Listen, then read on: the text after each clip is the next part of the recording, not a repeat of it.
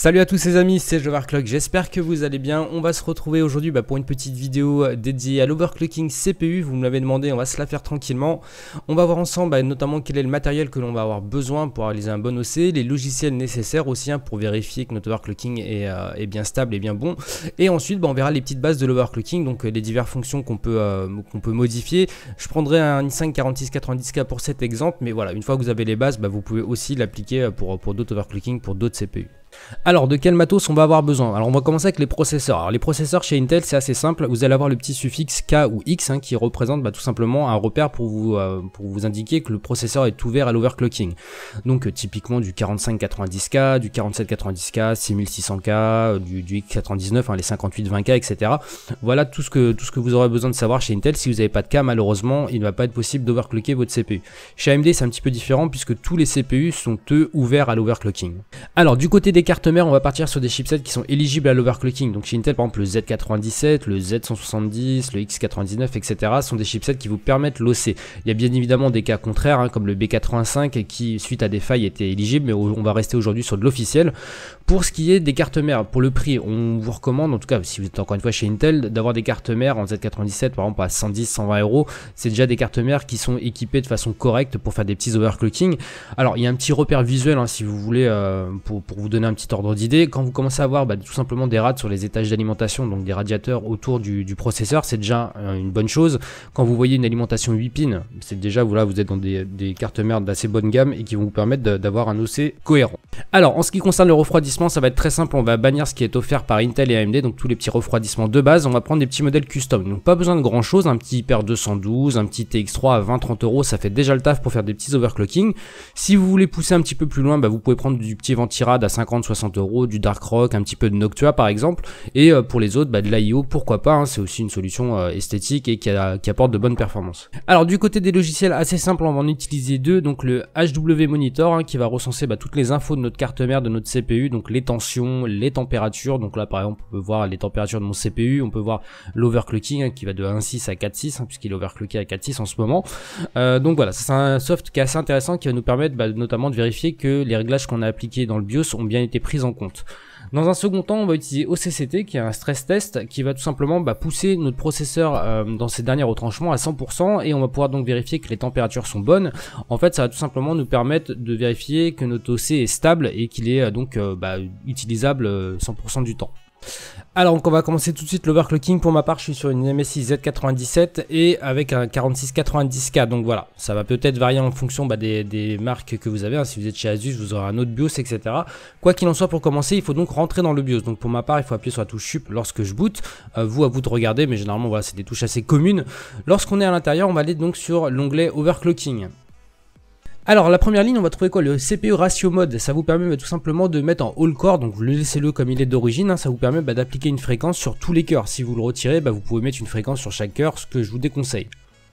Allez, maintenant on va parler du CPU ratio, c'est tout simplement le coef multiplicateur. Ça va vous permettre d'appliquer la fréquence que vous désirez. Donc via la touche plus et moins, vous allez régler, par exemple, si votre overclocking est désiré de 4,2, ce que je vous conseille pour commencer par exemple, sur ce type de CPU, vous allez descendre à 42, ce qui représentera 4200 MHz, donc 4,2 GHz.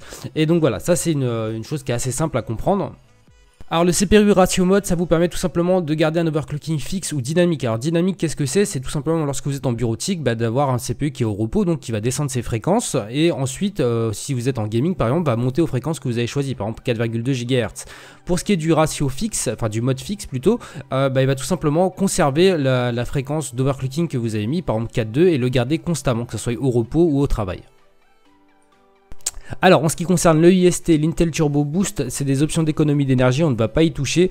L'NN7 Turbo il est généralement en auto, vous pouvez le laisser.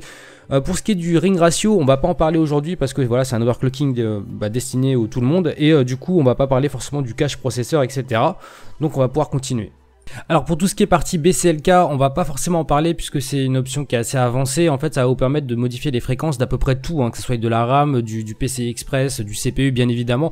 On va vraiment pas rentrer dans les détails, mais voilà, au moins maintenant vous savez à peu près à quoi ça correspond. Certains y touchent, moi personnellement pour un overclocking débutant il n'a pas forcément besoin. Pareil pour le PCI Express PLL, c'est des options qui relâchent les timings, etc. Voilà, c'est assez complexe à prendre en considération. Le filtre PLL par contre, ça vous pouvez l'activer. Pour ma part, je l'ai pas fait parce que ça me donne des petites latences, je sais pas spécialement pourquoi, mais en gros, ça a apparu, il me semble, sur les premières ou deuxième générations et ça, on va dire, aide en tout cas à overclocker, enfin, apparemment à augmenter les fréquences. Allez, on continue avec le profil XMP pour la RAM. Bien évidemment, vous le gardez sur Enable, hein. On en avait déjà parlé dans une précédente vidéo, on va pas forcément revenir dessus. On va continuer ensuite avec ce qu'on appelle le CPU Core Ring GT Voltage Mode. Alors, celui-là, il faut le passer en mode Override. Tout simplement, ça va appliquer votre tension, comme un petit peu on en a parlé tout à l'heure, de manière fixe. C'est-à-dire que si vous passez sur le mode Offset, par exemple, ou le mode adaptative, il me semble, ça va proposer en fait des tensions qui sont en fonction de la charge de votre CPU. Donc ça, c'est pas très intéressant pour nous. On va donc le passer en mode Override. Alors maintenant on va parler du CPU Core Voltage, hein. Donc le V-Core, c'est tout simplement la tension des cœurs de votre CPU.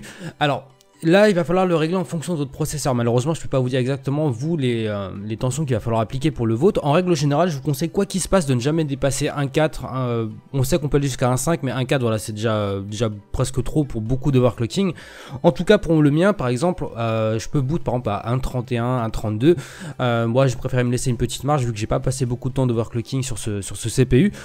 Pour ce qui est des tensions, ça va être, comme je vous l'ai dit, en fonction de votre overclocking. C'est-à-dire que si vous faites un overclocking à 4 GHz, il y aura forcément beaucoup moins de tension à appliquer que si vous faites un overclocking à 4.7 ou 4.8, ça va de soi. Bien évidemment aussi, plus vous appliquez de tension, plus les températures vont augmenter. Ça, c'est exponentiel. À chaque fois que vous augmentez un tout petit peu la tension, vous allez voir que les températures augmentent aussi significativement. Donc là, je ne vais pas forcément me prononcer parce que ça va être en fonction de votre utilisation. Ce que vous faites, c'est que lorsque vous faites un overclocking, par exemple, on va dire, on prend un exemple, hein, vous étiez à 4 GHz, vous voulez monter à 4.2. Votre tension était à 1.20 par exemple, et ben vous allez peut-être monter, je sais pas, à 1.25. Vous allez tester à 1.25, vous allez voir ce que ça donne tout simplement. On va venir ensuite après pourquoi on pourra avoir des plantages, etc. Alors comme vous le savez, l'overclocking c'est un jeu de patience. Et qu'est-ce qui va se passer si vous avez des plantages? Alors on va prendre un exemple, par exemple vous êtes sur votre bureau, lorsque vous vous bootez, le PC va freeze tout simplement. Là ça vient tout simplement du fait que votre tension n'est pas bonne. Alors ce qui vous reste à faire, c'est que par exemple vous allez retourner sur le BIOS et augmenter un tout petit peu le V-Core que vous auriez mis. Il y a un deuxième cas aussi qui pourrait se passer en termes de plantage, c'est tout simplement si vous avez appliqué je sais pas, une tension trop faible, hein. Par exemple on va dire vous étiez à 4.5 en overclocking et vous aviez mis un 17 ou un 20 ou peu importe, si le PC n'a pas assez de jus, il va pas booter. Du coup, qu'est-ce qu'il vous reste à faire? C'est de faire un clear CMOS, c'est-à-dire vous allez retirer la petite pile qu'il y a sur votre carte mère. Et enfin, ça, on avait déjà parlé de ce qu'était un clear CMOS aussi dans une vidéo. Mais voilà, vous avez tout simplement à reset le BIOS et voilà, vous pourrez repartir sur votre overclocking. Alors si vous avez réussi à boot sans souci après votre overclocking, c'est pas encore gagné puisqu'il faut tester la stabilité de votre CPU et de votre overclocking du coup. Alors ça veut pas dire forcément parce que vous arrivez sur le bureau que le tour est joué, hein. Si vous lancez un jeu par exemple ou que vous faites autre chose et que ça plante, c'est que c'était pas bon. Ce qui va se passer, c'est que déjà dans un premier temps on peut aller vérifier sur H2B Monitor si ce qu'on a appliqué est bien pris en compte, hein. Par exemple si l'overclocking, si vous retrouvez bien les fréquences que vous avez données sur le CPU ratio, vous pouvez vérifier aussi les températures, voir si c'est pas déjà trop élevé par rapport à la tension que vous avez appliquée. Et si c'est bon, écoutez, il n'y a pas de souci, on va pouvoir passer au stress test. Alors il y en a certains qui partent sur Prime, d'autres sur OCCT. C'est vrai que Prime est un petit peu plus complet, mais pour donner l'exemple, on va partir sur OCCT. Donc en règle générale il est sur infini, hein, donc le CPU OCCT, on le passe sur auto, là vous pouvez mettre 1 minute en début, hein, donc il va pas le lancer instantanément, il va attendre 1 minute avant de le lancer, etc. Moi je le mets à 0,0, vous lancez tout simplement le stress test, il va donc pousser votre CPU dans ses derniers retranchements, et à partir de là vous allez pouvoir voir tout simplement ce que ça va donner en termes de température, est-ce que ça chauffe beaucoup, etc. Alors là on a moi j'ai une tension qui est un petit peu élevée, hein, qui est 1,36, c'est beaucoup, du coup mes températures vont monter. Ce qu'il faut en règle générale, c'est ne pas dépasser les 70 degrés lorsque vous êtes en stress test, puisque de toute façon il n'y a aucune utilisation courante qui fera plus que Prime ou OCCT. Du coup voilà, si vous ne dépassez pas ces températures là, il n'y a aucun souci. Si vous les dépassez un petit peu, il n'y a pas de problème non plus, mais il ne faut pas que voilà, vous soyez déjà à des 80 degrés, 85 degrés pendant le stress test. Ce que je vous conseille de faire, c'est de le faire pendant 1 heure, comme ça au moins vous aurez vraiment des relevés fiables et vous pourrez vous dire que voilà, effectivement votre OC est bien stable et qu'il n'a pas de souci. S'il y a un souci, tout simplement, c'est que les températures ont été dépassées, etc. Dans ce cas-là, vous retournez sur le BIOS et vous allez régler votre fréquence ou surtout votre tension en la réduisant un petit peu. Et voilà les amis, c'est terminé pour cette petite vidéo sur l'overclocking CPU. Donc bien évidemment c'est les bases, hein, on ne rentre pas forcément dans les détails. Si vous avez des questions, n'hésitez pas dans les commentaires, hein, si je peux vous aider. Si ça vous a plu, comme d'hab, n'hésitez pas à laisser un petit like, à venir me voir sur les réseaux sociaux ou un live le soir. Sur ce, il ne me reste plus qu'à vous souhaiter de passer une très très bonne journée. Amusez-vous bien, ciao ciao tout le monde.